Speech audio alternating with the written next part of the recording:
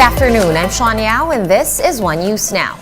The Philippine Coast Guard confirms that the Mindoro oil spill has already reached the Verde Island Passage in Batangas. The island is part of the World Center for Marine Biodiversity.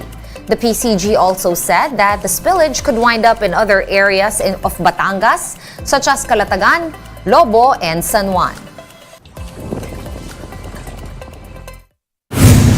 We're racing against time. Ayaw na natin na kumalat pa yung langis. Ayaw natin na pati yung mga lugar na malalayo doon ay eventually, maapektuhan. Kung kaya na within 4 months, o kaya na mas maaga pa, mas maganda. Importante rito, nag-step up tayo ng operations at ginagawa natin lahat ng pwedeng paraan para ma-stop yung oil spill. And one local government in Oriental Mindoro is calling on authorities to come and collect the oil waste from their town. In an interview with One Balita Weekend, Pola Mayor Jennifer Cruz said that Harbor Star has yet to pick up more recent trash from the oil spill cleanup. Harbor Star is the marine cargo handling company contracted by the management of the sunken MT Princess Empress to take care of oily waste disposal. The town of Pola sustained the most damage from the oil leak that has beset Oriental Mindoro for almost a month now. Under kasi yan ng Coast Guard, Miss Angela. So si Coast Guard makikipag-usap sa Harbor Star kasi yung mga volunteers, yung Coast Guard na mga tao natin, nandoon para linisin yung ating dalampasigan and dapat pipick upin na ng Harbor Star. Dati nakipag-usap sila sa atin na ilalagay sa ating isang lugar na wala nang masyadong tao pero hindi naman nila pinick up.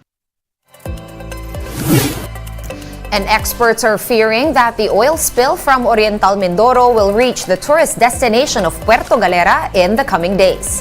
Let's get the situation from on the ground from Puerto Galera Mayor Rocky Ilagan, who joins us now over the phone. Mayor Rocky, good afternoon. Thank you for joining us po. May oil spill na po ba dyan sa Puerto Galera as we speak? Good afternoon, Sean, and good afternoon din sa mga nakikinig. Maraming salamat at sa totoo lang ay ngayon negative pa naman kami dito sa oil spill. But nevertheless ay naghahanda kami. Yung mga spill boom ay inihahanda namin. At lahat ng barangay ay nagpe-prepare sa posibleng kung sakali na magkaroon ng oil spill ang Puerto Galera. Pero ito sa latest na lumabas na hindi naman kasama ang Puerto Galera na posibleng magkaroon ng oil spill. But nevertheless nga, sabi ko kayo na, naghahanda pa rin kami so that kung sakali yung mga dumating sa amin ay ready naman kami. Alright. But right now, negative talaga kami sa oil spill at naghahanda kami sa mga paparating na turista kasi alam nyo naman, summer ngayon. Oo. Yun nga po, Mayor. 2.5 years kaming. Yes, Mayor. Yun nga po yung itatanong ko po sa inyo. Bagamat po hindi pa po umaabot dyan yung oil spill, no, or yung mga leakage from the ship, marami na po bang nagka-cancel? Kasi nga, summer na at mag-Holy Week na rin. May mga cancellation na Sean, kasi nitong mga nakaraang, siyempre nag-aalala yung mga turista sa mga previous pronouncement ng mga sa media, ilan din yung mga expert natin. Ako naman ay nakikiusap din na sa mga media na at saka sa expert natin na maging responsible naman sila sa mga pagbibigay nila ng mga pronouncement. Dahil siyempre nawawala ng hanap buhay yung mga tao eh. Livelihood ang pinag-uusapan natin dito, Sean. Yes, yun nga po, Mayor Rocky. Galing lang po tayong pandemya, medyo kaka-reopen lang. Maybe wala pang 1 year, halos mag-1 year pa lang. Tapos itong oil spill nga nagyari. Mayor, can you give us an idea kung gaano kalaki in terms of livelihood losses nga ang posibleng magyari dyan sa Puerto Galera dahil lang sa bad image na baka nga umabot dyan na yung oil kahit na wala pa talaga dyan sa Puerto Galera? Yes, yun. Himigit kumulang sa 10,000 mga empleyado ang tatamaan natin dito. Imagine mo kung ilang pamilya yon. For now, kami naman ay sana yung pronouncement ng MSI na kasi kung titingnan natin yung tracking nila, yung trajectory na binigay, ang Puerto Galera ay hindi kasama. Hindi nakasama siya dun sa second nila, pronouncement nila. But hopefully ay hindi nga talaga kayo maabot para makabawi naman yung mga kababayan ko. Talagang walang naging hanap buhay nitong nakaraang 2.5 years. At Mayor, hoping kami na makabawi.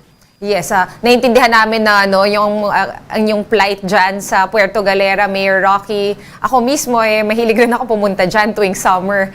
Ano po ang assurance na mabibigay natin sa tourist, no, habang on-air tayo? Might as well take the chance to put away these fears about Puerto Galera being unsafe. Nakapag-water testing na po ba kayo dyan? Or mag-water test po ba kayo dyan on a regular basis? At yung mga hinanda nyo pong oil spill boom, ilalatag nyo na rin po ba ahead of time kahit wala pa dyan yung oil spill? Regarding dun sa water test na minention mo, Sean, kakalabas lang nung water test ng DNR sa amin. Nilabas siya kahapon. Negative kami sa oil spill. Yung sa water analysis na ginawa. Regarding the spill boom naman, hindi ko siya inilalatag pa kasi sa tingin namin ay hindi pa kailangang ilagay kasi hopefully hindi siya gamitin at maitulong na lang namin siya kung sakali ito sa mga bayan na mas nangangailangan kaysa sa amin. Kasi kung makukontrol namin on their side, baka sakaling hindi na umabot dito sa amin. But we're ready. Kung kailangan anytime na ilagay siya. Kasi naka-in-place na naman sa mga lugar na may mga holding area kami sa mga barangay All right. So, ang basic message natin, no, Mayor Rocky, is that Puerto Galera remains open for business this summer season and this upcoming Holy Week. Maraming salamat po sa inyong oras. Puerto Galera Mayor Rocky Ilagan over the phone. Thank you, Mayor. We're gonna pause for a quick break, but One News Now will be back with more stories after that. Stay with us.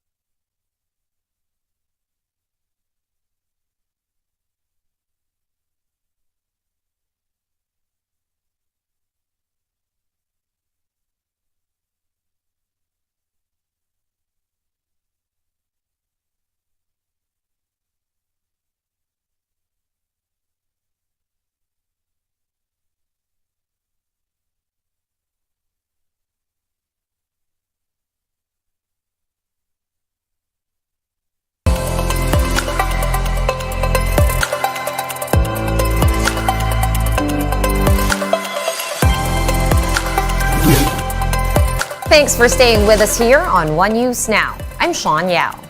Finance Secretary Benjamin Diokno supports amending the 1987 Constitution, which he believes will help drive the country's economic growth. Gio Robles with the details.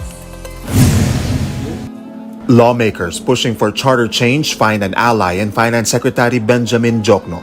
But Diokno clarifies he only supports amendments to economic provisions of the 1987 Constitution.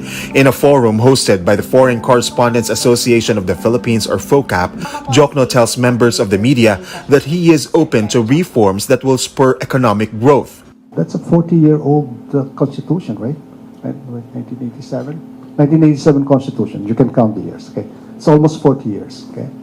I think that needs to be changed. Diokno highlighted that charter amendments would have the biggest impact on the Public Service Act, which allows foreigners to own telcos, airlines, railways, and airports. But Diokno said that there are more areas that can be opened to aid the country's economic recovery. Like, for example, ownership of the mass media, that's closed right? Foreigners cannot own the mass media in the Philippines. That I'm for opening that up. That will give you more opportunity, right? And also I'm for opening up educational institutions, right? Meanwhile, Jokno believes that inflation will soon slow down after the central bank forecasts inflation to go down by 4% in the fourth quarter of 2023. My optimism is because price of oil has been declining, the peso has been appreciating, and we have put in place, I think, in a recent cabinet presentation, mechanisms to control the price of food items, which is a major driver now of inflation, like sugar, price of pork, etc. But we have now put in place mechanisms to control inflation more effectively. To help tame red-hot inflation, the former Bangko Sentral governor said that the BSP must decide if they will increase key interest rates by 25 basis points. The BSP is set to hold its next monetary policy meeting on Thursday, March 23. Given the recent developments, meaning the collapse of the SVB, right, and Republic and even Credit Suisse, I think the positive side of that is that I think the Fed will become less aggressive. So it's more like there will be a 25 basis point adjustment. And I think the positive side is that central banks all over the world are now taking note of the situation, and maybe they will slow down their... For News 5, Gio Robles, We Are One News. And here is a quick look at today's other top stories. The House of Representatives expressed disappointment over the Senate's cancellation of discussions on the House resolution to amend the 1987 Constitution. Cagayan de Oro 2nd District Congressman Rufus Rodriguez, who was invited to the hearing, said that it was a last-minute cancellation. Congress had recently passed a resolution calling for charter change through a constitutional convention. Senator Robin Hood Padilla warns that he will resign from PDP Laban if his party mates will not support his push for constitutional amendments. Padilla says he'd rather become an independent if his political party's meeting disappoints. The actor-turned-politician has been pushing for charter change even before he was elected as senator. And Singapore's Changi Airport is once again the world's best airport. It leapt over Doha, Qatar's Hamad International Airport, which held the title for 2 years. This is according to the 2023 World Airport Awards conducted by air transport research firm Skytrax. Philippine airports failed to make the top 100. One News Now will be back with the latest stories at 6:30 p.m. I'm Sean Yao. We are One News.